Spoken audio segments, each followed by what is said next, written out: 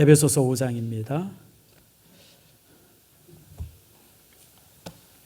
에베소서 5장 22절에서 6장 4절 말씀까지 교독합니다. 아내들이여 자기 남편에게 복종하기를 주께 하듯 하라.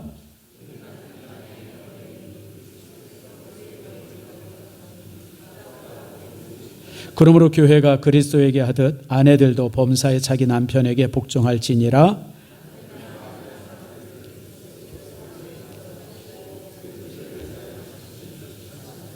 이는 곧 물로 씻어 말씀으로 깨끗하게 하사 거룩하게 하시고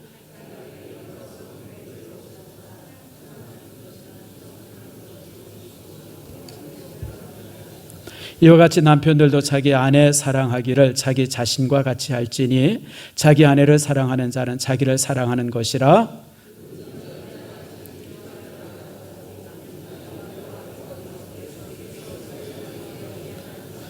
우리는 그의 몸의 지체임이라.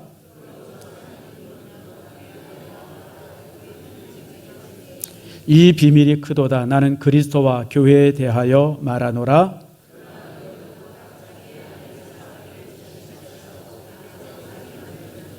자녀들아 주 안에서 너희 부모에게 순종하라. 이것이 옳으니라.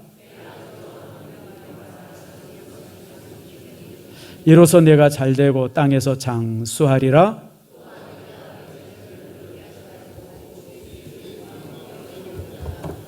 아멘. 기도하겠습니다. 하나님 감사합니다. 웨이치 성도가 집사가 이렇게 참 가슴 아프게 소천했습니다. 가족을 위로해 주시고 우리 모두가 자녀들의 어버이가 되고 어머니가 되는 그런 놀라운 축복 내리워 주시옵소서. 남의 아픔이 아니라 우리 모두의 아픔이고 슬픔입니다. 정말 위로하고 또 하나가 되게 해 주시옵소서. 오늘 시간 말씀을 듣습니다. 말씀이 우리 모두에게 은혜가 되게 하시고 말씀 안에서 우리가 정말 또한 승리하고 인생의 아름다운 아버지 하나님 길을 마련케 해 주시옵소서. 감사드리고 예수님의 이름으로 기도드립니다. 아멘. 우리 여러분들에게 한번 인사합니다. 축복합니다. 자, 우리 계속해서 새벽에 만납시다. 좋게 말할 때 새벽에 나오세요. 자, 우리 비가 오죠. 참 하나님의 창조가 놀랍죠. 적당할 때 비가 오고요. 저는 이게 비를 볼 때마다 비를 이렇게 보면 이 식물들이 비 맞으면서 춤을 춰요. 여러분 그거 보이십니까? 이게 보이는 사람은 아주 훌륭한 사람이에요. 아이 비가 왜 와 그냥 끈적끈적하고 그냥 그런 사람들은 내가 볼 때 좋게 지금 거시기한 사람들입니다. 하나님께서 이렇게 비를 주시고 또 이렇게 초봄에 피었던 연두빛 잎들이 지금 이제 다 푸른 잎으로 이렇게 변하는 이런 모습을 보면서 참 우리가 대자연의 기적을 봅니다. 하나님께서 창조하신 창조물은 참 신비롭죠. 정말 신비로워요. 참 5층에 이제 이렇게 작년에 무화과가 많이 열렸었거든요. 그런데 겨울이 추워가지고 거의 다 죽었어요. 다 뽑아버리려고 그러는데 글쎄 싹이 나요. 참 신기해 죽겠어요. 이제 비 맞으니까 이제 나머지 뽑으려고 제가 뽑아버리려고 막 흔들었는데 이게 잘 안 흔들리더라고요. 여러분 이 나무가 죽은 나무들은 이게 쉽게 흔들립니다. 뿌리가 다 썩었기 때문에. 그래서 이게 뭔가 조짐이 있나 봤더니 막 거기에 많은 싹들이 나기 시작하면서 야, 참 자연이 신비롭다. 참 그런 생각을 해봅니다. 그래서 하나님께서는 세상의 모든 것을 만드신 이후에 It is good, 아름답다, 선하다, 완전하다 그렇게 감탄을 하셨어요. 그래서 첫날에도 good, 아름답다, 완전하다. 둘째 날에도 good, 세 번째, 네 번째, 다섯째 날도 다 굿이라 그랬어요. 근데 마지막 날에 very good이라 그랬어요. 왜 그랬을까요? 왜냐하면 이 여섯 번째 날의 창조가 모든 창조의 완성이기 때문에 그래요. 그리고 그 창조의 정점이 있어요. 오늘 이 시간에 여러분들과 함께 이 정점의 부분들을 이렇게 살펴봅니다. 하나님께서 이제 창조물 모든 것을 만드셨는데 다 굿 그랬는데 하나님 보시기에 좀 안 좋은 게 하나가 있었어요. 그게 창세기 2장 18절입니다. 여러분 창세기 2장 18절에 있는 말씀은 하나님의 창조의 여섯 번째 날에 되었던 사건입니다.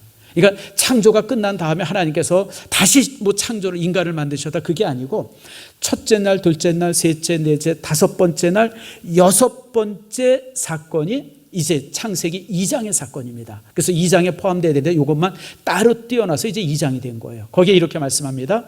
같이 한번 읽읍시다. 시작. 여호와 하나님이 이르시되 사람이 혼자 사는 것이 좋지 아니하니 내가 그를 위하여 돕는 배필을 지으리라 하시니라. 하나님께서 다 지으셨는데 동물도 아름답게 짓고 뭐 새도 꽃도 이쁘게 무지무지하게 이쁘게 지었는데 사람이 혼자 딱 있는 걸 보니까 보기가 안 좋았어요. 그게 하나 흠이었어요. 하나님의 창조의 유일한 흠이 사람이 하나 있는 거예요. 그래서 하나님께서는 아담을 잠들게 하고 이제 갈빗대를 취해서 여인을 만들어서 둘을 이제 결혼을 시키죠.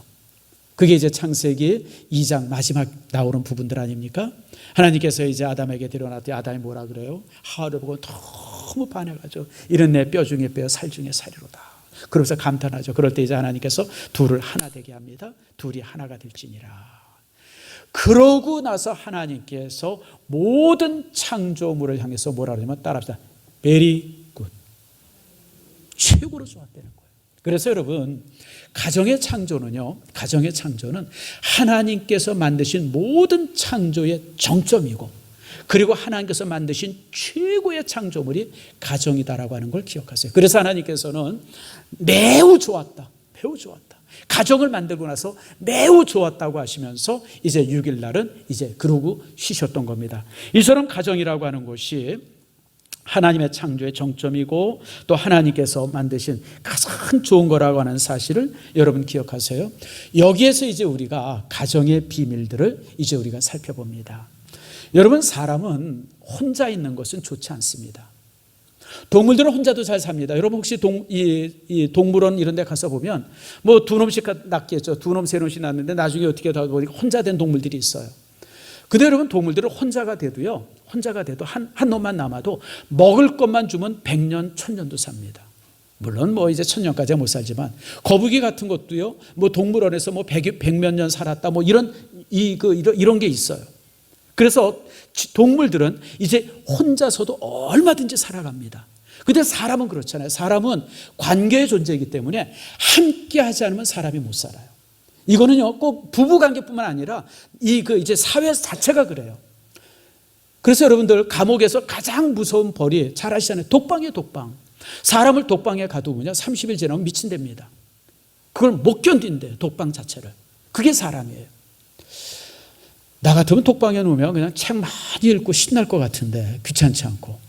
근데 실제 안 그렇답니다. 막상 독방에 있으면 그때부터 환각이 보이고 환청이 들리기 시작하고 이게 감당이 안 된대요. 학교에서도 마찬가지예요. 학교에서 제일 무서운 게 뭐예요? 왕따 당하는 거예요. 직장은요. 직장에서도 왕따 당하는 게 제일 무서워요. 그래서 여러분 종종 왕따 당하고 그런 학생이나 직장의 직원들이 자기 왕따 당했다고 유서 쓰고 자살 기도하고 이런 일들 신문에 종종 실리잖아요. 이제 이렇게 왕따 당하는 것이 가장 힘들고 어렵기 때문에 그래요. 교회도 마찬가지입니다. 교회도 종종 이제 외톨이들이 있어요. 사람들과 어울리지 못하는 사람들이 있습니다. 항상 이 사람들이 문제예요. 제가 그래서 이런 외톨이를 향해서 제 나름대로 짓는 별명이 하나 있어요. 뭐냐면 황야의 외로운 늑대. 걸리면 죽어요. 그런 사람들이 항상 교회 이런저런 말들을 만들어 뭐 목사가 독재 안 되는 동 무슨 뭐 사랑이 없다는 동 뭐 잘 안 돌본다는 동 이게 황야의 외로운 늑대들이 항상 이렇게 저렇게 물러다니면서 이제 그러고 다녀요. 근데 이런 사람들의 특징이 뭐냐면 이런 사람들이 항상 이단의 목표가 됩니다. 그래서 여러분들 이단에 빠진 사람들은요, 어떤 사람들이 이단에 빠지냐면 이렇게 어울리지 못하고 함께하지 못하는 사람들이 항상 이단에 빠집니다. 그래서 이런 걸 바라보면서 여러분들 참 제 마음이 참 그렇죠. 그래서 여러분들이 교회도 그렇고 세상도 그렇고요. 이 혼자 있는 사람들이 항상 문제가 돼요. 애들도 그렇잖아요. 애들 이렇게 키우는데 갑자기 조용히 아무 일 없어요. 이놈이 어디 갔나? 뭐 하고 있죠? 구석에서 사고 치고 있는 거예요, 여러분들. 조용하면 사고 치고 있는 거예요. 큰일 치는 거예요, 여러분들. 항상 그래요. 사람은요 그렇습니다. 그러다 보니까 사람은요, 왜 그러냐면 사람은 사랑을 서로 주고받고 이런 나눔을 통해서 사람이 존재가 이제 이렇게 세워지고 이제 내가 되는 거예요. 그런데 요즘에 이제 개인주의가 심하면서 사실 이제 이렇게 사람과의 사랑들이 많이 좀 식어지죠. 그러다 보니까 반려묘, 반려견 뭐 이런 일들이 참 많아져요. 그런 게 많죠. 심지어는 뭐 반려도마뱀, 반려토끼, 조금 지나면 이제 무슨 반려 바퀴벌레 뭐 이런 것도 혹시 생기지 않을까 싶어요. 반려 흰개미 뭐 별게 다 있어요. 근데 참 우리나라가 난 이런 언어가 싫어요, 솔직하게. 여러분 미국은요 그렇게 사실 여러분 미국은요 우리나라도 비슷해지기 시작하는데 미국은 인권보다 개견이 더 중요해요. 견권이 인권보다 셉니다. 사람 때리면 그냥 지나가는데 개 때리면요 바로 체포됩니다. 그런데도 미국은요 펫샵이에요. 펫이 뭐예요? 애완견 아니에요, 애완견. 그냥 펫샵이에요. 근데 대한민국은 이상하게 반려견이래요. 나는 여러분 이 반려라고 하는 말은 이제 배우자에게만 쓰는 말이에요. 하나님께서 인간을 만드실 때 뭐라 그랬어요? 내가 그를 위하여 돕는 배필을 지으리라 그랬잖아요. 돕는 배필이 될 때 반려가 되는 겁니다. 반려라는 말은 거기다 쓰는 거예요. 근데 우리나라 사람들은 아무튼 뭐 이 언어가 항상 대한민국 사람들이 좀 독해가지고 한번 뭐가 들어오면 그냥 끝까지 가는 게 대한민국이에요. 뭐 유재석을 갖다 윤우님이라고 그러든가. 아니 여러분 이해가 돼요? 그 하나님자 하자 빼고 거기서 유자 집어가지고 윤우님이래요. 내가 미친 거 아닌가. 참 내가 요즘 한국 사람들이 지금 그러는데 사실 제가 이제 이렇게 제가 좀 고루하고 그런지 모르겠지만 사실 저도 개를 되게 좋아해요. 집에서 개를 키워보려고 애를 많이 썼는데 결국 제가 못 참는 게 하나 있어요. 뭘 못 참냐면 개가 집 안에다 똥 싸고 오줌 싸는 걸 도저히 못 참겠어요. 지나가다가 그냥 또 밟잖아요 또. 그래가지고 저는 그래서 몇 번 키워보려고 그러다가 저는 결국 못 키웠는데 근데 인내심이 많은 사람은 여전히 키우더라고요. 근데 내가 한 가지 이해되지 않는 게 있어요. 유모차에다가 개 태우고 다니는 사람들. 나는 아무리 이해하려도 이해가 안 돼요. 지금 그런 사람 솔직히 손 들어보세요. 지금 여기 몇 명 있는 걸로 아는데 유모차에다 개 태우고 다니는 사람들.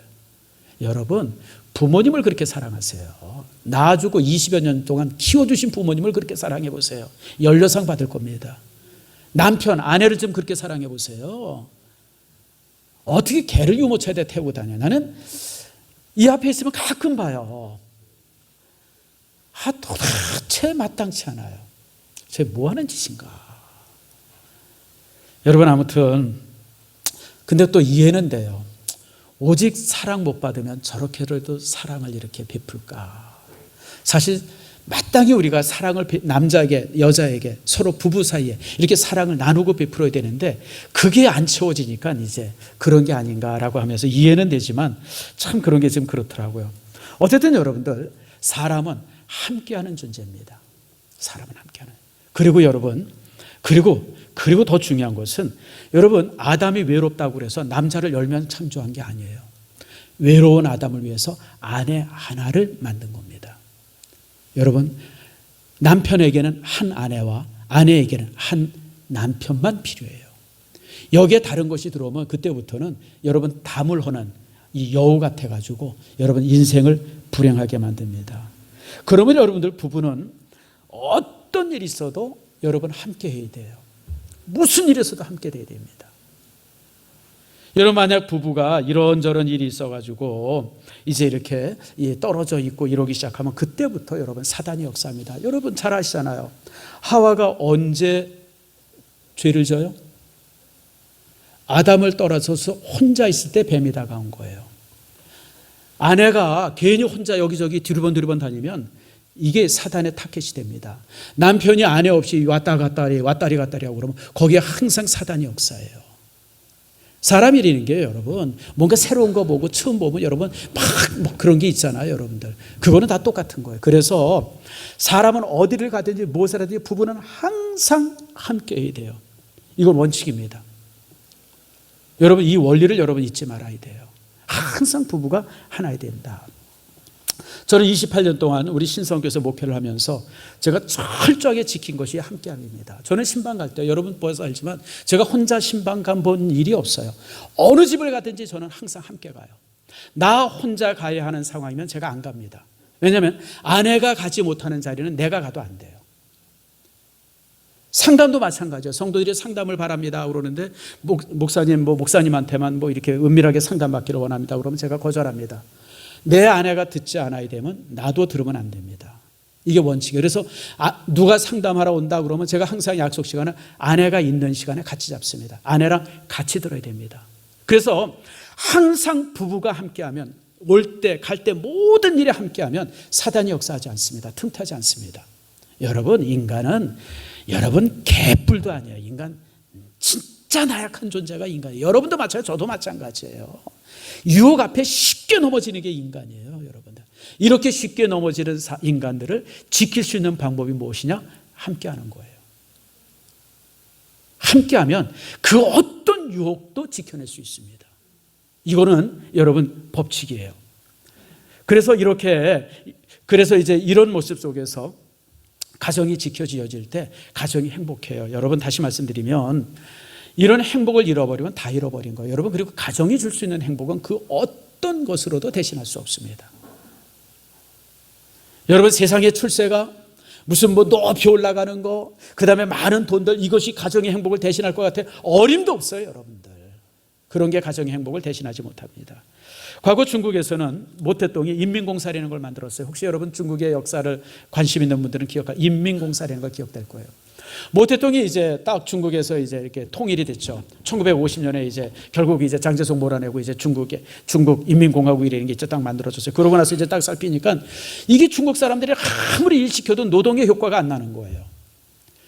그래서 이게 노동의 효과가 왜 안 나나 봤더니 가정에 문제가 있는 거예요. 이게 도대체 일 조금 하고 집에 들어가서 그냥 마누라랑 그냥 샤바샤바하고 그냥 애새끼 돌보라고 그냥 그러고 있고, 여기에 문제가 있구나. 가정이 문제구나. 그래서 가정을 없애자. 그게 이제 인민공사입니다. 그래서 이제 집단 농장이 있으면 집단 농장을 하나 세우고 거기에 이제 남자들만 먹는 숙소, 여자들만 먹는 숙소 이렇게 따로따로 해가지고 이제 노동을 시켰어요. 그리고 이제 한 달에 한 2번 정도 서로 만나게 했어요. 왜요? 그냥 거시기 하라고. 그래가지고 애를 낳으면 집단 타가 서서 그 애를 키웠습니다. 여러분, 이게 짐승이죠. 이게 어디 사람 사는데. 근데 여러분, 그렇게 했으면 노동 효과가 막 나야 되는데 전혀 그렇지 않았어요. 더 형편없어지고 더 진짜 애들 말 맞다나 개판이 된 거예요. 그래서 이제 인민공사라는 게 이제 한 10여 년 하다가 이제 없어져 버리고 말았죠.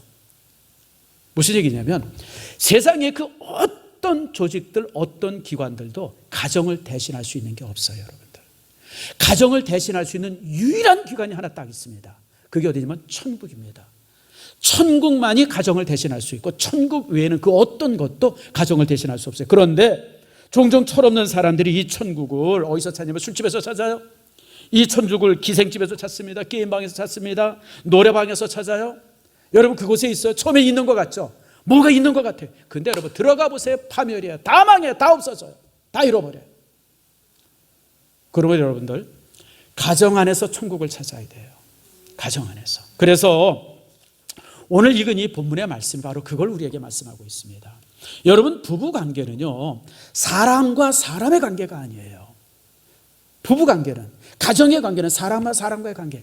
우리가 지금 이제 본문의 말씀 22절부터 6장 4절까지 읽었는데 세상에서 말하는 가정윤리랑 굉장히 비슷해요. 부부가 서로 사랑해야 된다, 존경해야 된다, 자식들 이렇게 잘 키워야 된다, 부모 공경해야 된다. 여러분, 논어에도 다 있는 말이잖아요. 세상의 윤리랑 거의 비슷해요.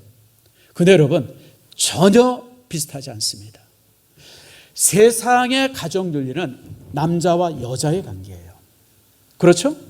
근데 여러분, 성경 안에서 말씀하고 있는 가정의 관계는 남자와 여자의, 사람과 사람의 관계가 아니라 나와 하나님과의 관계예요. 남편과 하나님의 관계 속에서 아내가 세워지는 것이고, 아내가 하나님의 관계 속에서 남편의 관계가 만들어지는 거예요. 그래서 오늘 우리가 읽은 22절부터 6장 4절 말씀까지 끊임없이 주어지는 말씀에 따릅니다. 주 안에서, 그리스도 안에서, 주 안에서. 이게 계속 되어지는 거예요. 너희들이 서로 사랑하라, 주 안에서. 너희들이 공경하라, 주 안에서. 너희들이 자녀를 어떻게 키워라, 주 안에서. 모든 것이 주 안에서. 그래서 여러분들 잘 기억하세요. 가정의 관계는, 부부의 관계는 나와 아내의 관계, 아내와 나와의 관계 아니라 나와 누구의 관계? 하나님과의 관계예요. 가정이 신앙의 관계. 그래서 이제 이런 모습 속에서 가정의 관계가 세워질 때 가정은 온전할 수 있는 겁니다. 종종 많은 사람들이 이 부부의 관계를 사람의 관계로 생각해요. 근데 여러분, 사람이라는 게 특별히 사람은 감정으로 움직이지 않습니까? 사람의 감정이라는 게 얼마나 보잘것없어요, 여러분들. 저도 감정 있고 여러분들의 감정이 있는데 어떤 때는 막 좋았다가 어떤 때는 그냥 보기도 싫을 정도로 싫어졌다. 이게 사람의 감정이라는 게 그냥 수없이 바뀌잖아요. 이런 감정에 기초한 사랑이 어떻게 가정을 유지시켜 줍니까? 예전에 많이 들었던 얘기죠. 이제 프랑스 어떤 철학자가 이 결혼을 이런 식으로 정의한 걸 아마 들어봤을 거예요. 요즘에 이런 얘기 잘 안 하는데, 결혼 후 첫 3주일 동안은 서로 관찰하고, 그 다음에 3개월은 사랑하고, 그 다음 3년은 서로 싸우고, 그 뒤 30년은 용서하면서 산다. 이게 뭐냐면 인간의 감정에 기초된 가정은 그럴 수밖에 없어요. 아무리 이뻐 보이고 좋아 보여도요, 1년 2년 지나면 실증 나게 돼 있어요. 여러분, 그래요 안 그래요? 새로운 물건 한번 사보세요. 새 물건 사면 그냥 처음에는 그냥 애지중지하고 좋아 죽겠는데 2달 3달 지나면 어때요? 별로 그렇게 안 좋아 보여요. 사람도 똑같아요, 여러분들. 사람도 똑같습니다. 그리고 그 다음에 지나다 보면 그 사랑 식고, 그런 사랑 식은 가운데서 서로 부부들 사이에 소가 닭 본듯 닭이 소 본듯 이러고 살아가는 게 대부분의 부부들이에요. 그렇기 때문에 그런 가정 안에서는 가정이 행복할 수가 없어요. 가정은 나와 하나님의 관계 속에서 부부관계가 만들어지는 거예요. 주 안에서 순종하고, 주 안에서 존경하고, 주 안에서 인내하고, 주 안에서 신뢰하게 되어질 때, 그런 속에서 만들어진 가정은 정말 영원토록 행복할 수 있고 아름다울 수 있는 겁니다. 그래서 오늘 성경은 가정을 얘기할 때 이제 주 안에서라고 하는 말을 이제 중요하게 여기는 것이죠. 그래서 이제 오늘 이 말씀 안에서 그렇기 때문에 가정의 모든 관계는 하나님의 말씀 안에서 세워지는 거예요. 오늘 본문의 말씀을 통해서 볼 때 우리가 이제 몇 가지 예를 들 수 있죠. 첫 번째가 이제 예를 볼 수 있는데 부부입니다. 다시 말씀드리면 부부는 하나가 되어야 돼요. 하나 되는 방법이 하나님 안에서, 주 안에서 남편에게 복종을, 아내를 사랑하고 서로 존중하는 거예요. 여러분, 이 말씀은 아내가 이쁘고 남자가 정말 남편이 정말 존경할 만해서가 아니라 믿음 때문에 존경하는 거고, 믿음 때문에 사랑하는 거고, 믿음 때문에 아껴주는 거예요. 그게 성경이에요. 상대방이 어떤 때 싫어질 때도 있어요. 미울 때도 있어요. 배기 싫을 때도 있어요. 꼭 사고치고 그래가지고. 그럴지라도 상관없이 사랑하고 존중하는 거예요. 그래서 성도들의 가정은 신앙 안에서 엮어져야지 감정 안에서 엮어지면 안 되는 거예요. 거기에 이제 큰 미스가 있죠. 그래서 여러분들, 오늘 본문에 아내들이여 자기 남편에게 복종하기를 죽게 하듯 하라. 이 말씀을 그 전에 이제 제자 훈련하니까 누가 그런 얘기를 하더라고요. 어떤 집사님이, 아이고 목사님, 존경할 만해 존경하고 복종할 만해 복종하죠. 그냥 사고나 치고 다니고 그냥. 근데 여러분, 그래서 제가 제일 물었어요. 집사님, 남편이 집사님 사랑해야 되는데 집사님이 사랑할 만해서 사랑할까요? 그래요? 그냥 아직도 매력 덩어리라서 사랑해요? 그냥 아직도 바라보면 가슴이 떨려서 사랑해요? 그런 거 없어요, 여러분들. 왜 사랑해요? 하나님께서 명령하시니까 사랑하는 거예요. 사랑은 하나님께서 내게 명령하신, 아내를 사랑하고 아내를 소중하게 여기는 것은 하나님께서 내게 명령하신 거예요. 그래서 사랑하고, 그래서 존중하고, 그래서 복종하고, 그래서 아끼고, 그래서 신뢰하고, 그래서 함께하는 거예요. 재미난 단어가 하나 있어요. 제가 한문 공부를 한번 시켜드리겠습니다. 자, 한번 읽어보세요. 여자가 무슨 여자예요? 이거 모르는 사람은 참 신기한 사람이죠. 이건 다 알죠. 보자는 무슨 보자예요? 보배 보자예요. 보배 보자. 여러분, 이 여보라고 하는 단어가 한국어인 거 아세요? 한문이지만 이게 한국에서 만든 한문이에요. 지금 우리가 쓰고 있는 한문들 중에서요, 거의 한 15% 가까이가 한국에서 만든 한문이에요. 중국 사람들은 이거 잘 몰라요. 이런 뜻이. 이런 말이 중국말에 없어요. 한문에 없어요. 그래서 우리가 한문을 이제 중국에서 들여왔지만, 그리고 중국의 한문들을 그대로 사용하지만 또 우리 나름대로 만들어진 한문들이 되게 많습니다. 그 중에 하나가 이 여보입니다. 여러분, 내가 아내를 여보라고 부를 때는 뜻이 뭐냐면 당신은 가장 보배로운 여인입니다, 이런 뜻이에요. 서로 그렇게 부르는 거예요. 지금 한번 불러봅시다. 시작. 딴 여자 말고 아무나 붙들고 여보 그러면 안 돼요. 큰일 나요.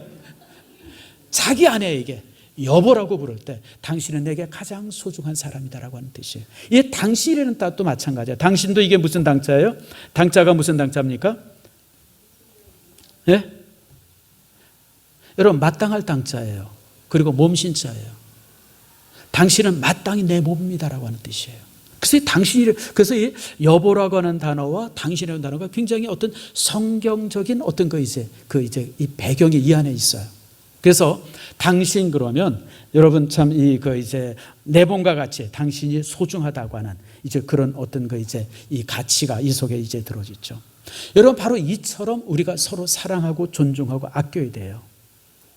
사랑받을 만한 짓을 하고 신뢰받을 만해서 사랑하고 신뢰하는 것이 아니라 하나님의 명령이기 때문에 사랑하고 하나님의 명령이기 때문에 신뢰하는 거예요. 그러면서 그런 신뢰를 통해서 사랑이 만들어지고 그런 사랑을 통해서 또 신뢰가 만들어지는 거예요.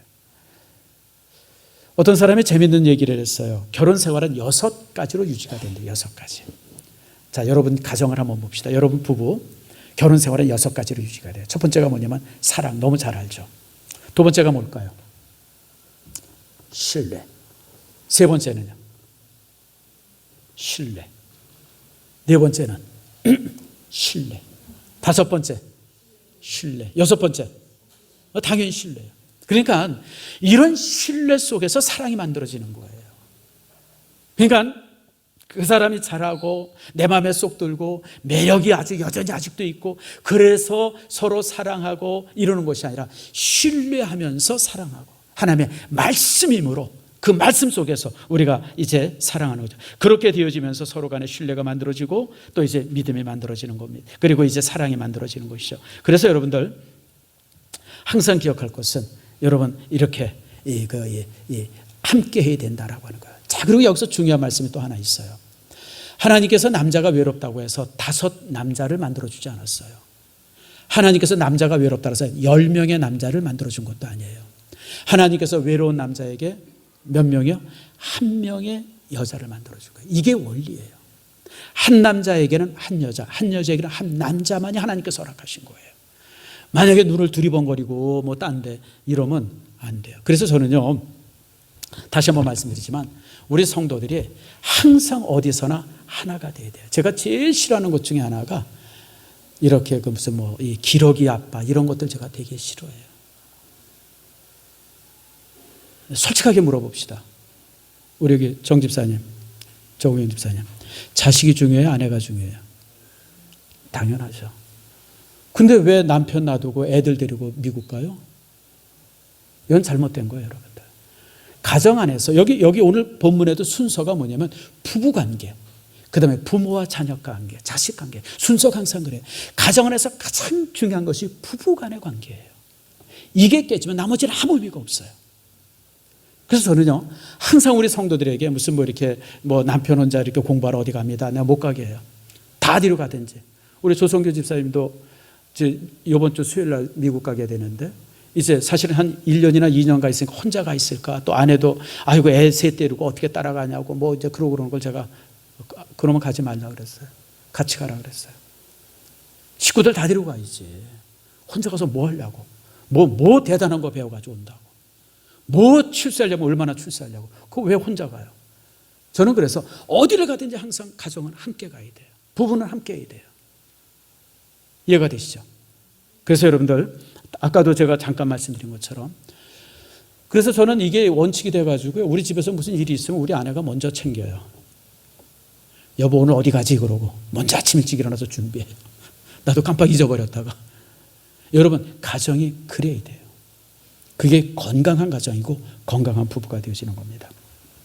특별히 본문의 말씀을 통해서 우리가 또 이제 몇 가지 더 볼 수 있는 것은 참 이렇게 아버지는 아버지다워야 되고 아내는 아내다워야 되고 자식은 자식다워야 된다라고 하는 거예요. 제가 중국말 하나 또 재미난 거 알려드릴게요. 이거 너무 재밌는 말이죠. 이게 공자 논어에 나오는 말입니다. 안현편일에 나오는 단어인데 한번 읽어봅시다. 시작. 군군, 신신, 부부자자. 이게 무슨 뜻이에요? 임금은 임금 같아야 되고 신하는 신하 같아야 되고 아버지는 아버지 같아야 되고 자식은 자식은. 이래야 사회가 건강한 사회가 된다. 이게 이제 공자가 어떤 재상 하나가 와가지고 어떻게 하면 좋은 사회가 됩니까? 라고 물어봤을 때 공자가 답했던 답이 이거예요.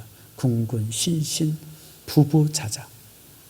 임금이 임금 나와야 되고, 신하가 신하다워야 되고, 아버지는 아버지답고 자식이 자식다워지면 그런 사회는 건강한 사회가 됩니다. 라고 하는 얘기를 했어요. 여러분, 가정도 동일합니다. 가장이 가장다워야 돼요. 그리고 가장이 가장답다고 하는 것은 가족들이 가장을 세워줘야 돼요. 그의 리더십을 인정하고 그가 가장 노릇할 수 있도록 도와줘야 돼요. 혹시나 좀 실수하고 잘못되더라도 항상 헤드십을 아버지가 갖도록 도와줘야 돼요. 아내도 마찬가지죠. 아내도 아내로서의 역할을 감당해야 돼요. 요즘에 이제 여권이 좀 이렇게 신장되어지고 막 이러면서 이제 뭐 이렇게 좀 그런 게 좀 있어요. 여러분, 그럴지라도 아내는 아내로서의 역할을 가정 안에서 제대로 해야 돼요. 이 영국의 한 그 유명한 여권 운동가가 그런 얘기를 했다 그래요. 어떤 분이 이제 어떻게 하면 여권 운동을 바르게 할 수 있습니까? 라고 물어봤을 때 이 사람이 세 가지 관계를 얘기했대요. 첫 번째 관계, 하나님과의 관계입니다. 두 번째는 남편과의 부엌과의 관계입니다. 세 번째로는 자녀들과의 관계입니다. 이게 무슨 얘기냐면 하나님의 말씀 속에서 바르게 이 가정이 세워지려는 거예요. 그게 뭐죠? 남편의 헤드십을 가지게 하려는 거예요. 그게 남편이 헤드십을, 남자가 가정의 머리됨이 되어 있을 때 여권이 신장이 된다는 거예요. 두 번째, 부엌과의 관계. 아내는 가족 모두에게 있어서 건강을 책임진 사람이기 때문에 아무리 바쁜 일이 있어도 가정 일에 충실하려는 거예요. 부엌 일에. 애들 오는데 그냥 바쁘다고 라면이나 끓여주고, 그저께 했던 밥 그냥 다시 데워다 주고, 햇반 갖다 주고. 여러분, 그러지 말라는 거예요. 건강을 책임지려는 거예요. 그 다음에 이제 자녀들의 관계죠. 자녀들을 따뜻하게 돌볼 수 없다고 하면 그 어떤 중요한 일이라도 포기해야 돼요. 아내들은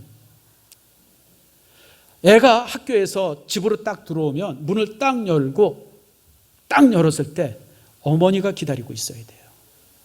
그래야 건강한 자녀가 크는 거예요. 여러분, 뭐 맞벌이 한다, 뭐 이런 거 저런다, 바쁘다 그래가지고 애 키우는데 소홀히 하면요, 나중에 여러분이 번 것뿐 아니라 그냥 구워다가 그냥 빌려다가 그냥 그렇게 수없이 많은 돈 들어도요, 그거 해결 못해요. 여러분들, 조금 내가 덜 벌더라도, 덜 먹더라도, 덜 쓰더라도 자녀들을 바르게만 키워놓으면요, 여러분들 평생 축복이 되어져요. 괜히 그 몇 푼 번다고 해가지고 애 키우는데 소홀해가지고 여러분들 그러지 마세요.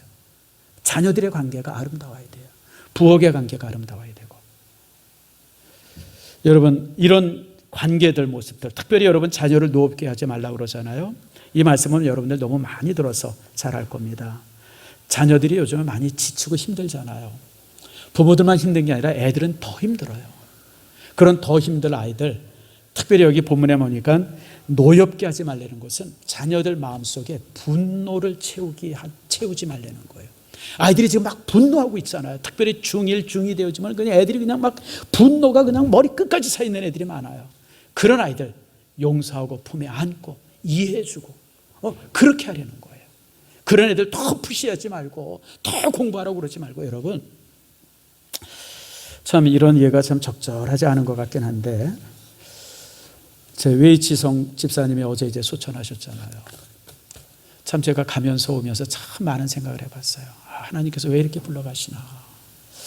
애가 셋인데 왜 불러가시나. 여러분, 내 배우자든 내 자녀든 간에 내 옆에 살아있음이 최고의 복이에요. 아멘 하세요? 여러분, 그 이상의 큰 복. 애가 좀 잘 자랐다, 공부 잘한다, 무슨 뭐 키가 큰다, 똑똑한다, 그건 다 덤이에요. 덤. 그건 덤이고, 살아서 내 옆에 있으면 그게 최고의 축복이에요. 그러면 여러분들 이런 가정이 있으면 한없이 감사하는 여러분들 되어지기를 축복합니다. 그게 진짜 감사예요. 그게 진짜 감사예요. 말씀을 맺습니다. 오늘 제가 여러 말씀들을 여러분에게 드렸어요. 자, 봅시다. 가정은 부부의 관계가 아니에요. 남편과 아내의 관계가 아니고 누구의 관계예요? 나와 하나님과의 관계. 항상 기억하세요. 내가 남편에게 순종하고 내가 아내를 사랑하고 아내를 존중하고 신뢰하는 것은 사람과 사람의 관계가 아니라 하나님과의 관계 속에서 되어지는 거예요. 사고를 쳐도 실수를 해도 조금 넘어져도 하나님의 관계 속에서 다시 회복되어지고 다시 신뢰하고 다시 믿어주는 거예요. 1000번이라도 믿어주고 10,000번이라도 용서할 수 있는 것이 그게 가정이에요, 여러분들. 사람이 어떻게 실수하지 않아요? 다 사람들이 실수할 수 있지. 그럴지라도 하나님의 관계 속에서 다시 용서하고 이해하고 품에 안아주고 그게 가정이에요. 두 번째, 부부는 하나예요. 꼭 기억하세요. 남편이 어디를 가더라도 화장실 빼고는 다 쫓아다녀야 돼요. 성경은요, 기도하는 일 외에는 절대 분방하지 말라 그랬어요. 기도할 때만 방을 따로 써서 따로 시끄럽게 기도할 수 있으니까 그건 따로 방을 써서 기도하지만 기도 끝나면 다시 합방하는 거예요. 아무리 싸워도 잠잘 때는 어디서 자요? 한 침대에서 자는 거예요, 여러분. 근데 그게 신기한 게요. 그게 신기한 게 그렇게 싸워도 한 침대에서 자고 아침에 일어나면 뭐 때문에 싸웠는지 다 잊어버려요. 그래 안 그래요? 저만 그래요? 다 잊어버리잖아요, 여러분들. 그게 부부예요, 여러분들. 그래서 오늘 성경은 뭐라 그래요? 부부의 가정의 이 신비함이라고, 비밀이여라고 말한 게 그래서 그래요. 여러분 만약에 부부 싸우듯이 여러분 내가 만약에 딴 사람이랑 싸웠으면요, 그다음부터 얼굴도 안 봅니다. 원수 됩니다. 근데 여러분 부부 사이는 그렇게 싸워도 말다툼해도요, 아침에 일어나면 다 잊어버려요. 뭐 때문에 싸웠는지조차도 잊어버려요. 그게 부부의 신비로움입니다. 가정의 비밀스러움이에요. 하나님께서는 우리를 그렇게 만들어 주셨어요. 그래서 여러분 이 사실을 기억하시면서 항상 하나 된다. 그리고 가정은 품에 안는 곳이에요. 용서하는 곳이고 이해하는 곳이에요. 그게 하나님과의 관계 때문에 되어지는 거예요. 이 사실을 여러분 기억하면서 여러분의 가정이 지금보다 더 아름다운 가정이 되어지기를 축복합니다.